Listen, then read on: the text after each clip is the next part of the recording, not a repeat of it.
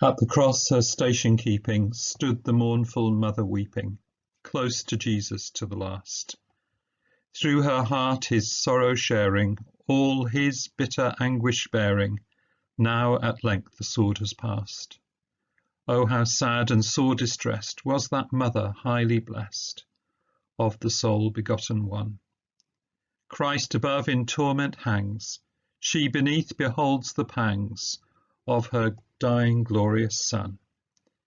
Is there one who would not weep, whelmed in miseries so deep, Christ's dear mother to behold? Can the human heart refrain from partaking in her pain, in that mother's pain untold?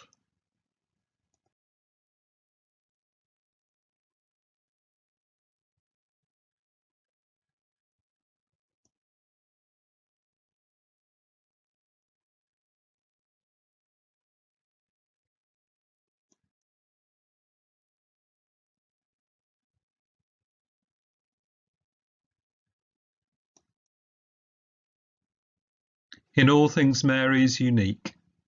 After Jesus and in him, by reason of her relations with his sacred person and with his work, she surpasses every creature associated with the fate of mankind, whether in merit or grief, as also in the glory to come.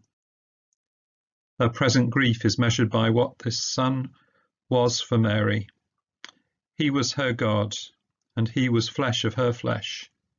He was part of her, and he was one of the three divine persons. She has fed him in the name of heaven and earth. She has lived for him who willed to have life from her, and for whom she herself was born. She has watched his earliest tears, smiled at his first words. She has guided his first steps, faltering like our own. Of her he expected all, because she was predestined to give all. For many long years he never quit her. Later she followed him.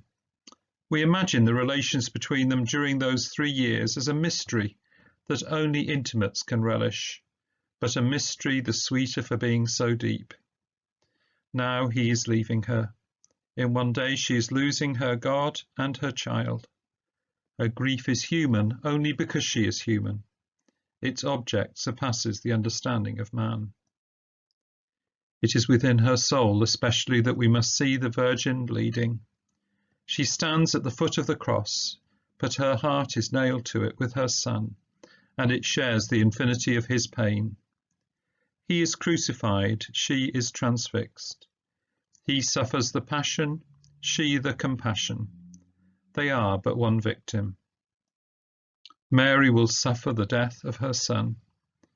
But boundless as the grief of Mary is it not allayed by an inner feeling which brings an unspeakable consolation? Her tears are prophetic. She knows, she waits, and her suffering in Jesus is tempered by hope. He speaks gravely. He does not call Mary his mother, for fear of breaking her heart. He says, "Woman, behold thy son," and to John, "Behold thy mother." So some believe the house and chapel near Ephesus where John ministered in western Turkey is where Mary came, living her last days close to and cared for by John.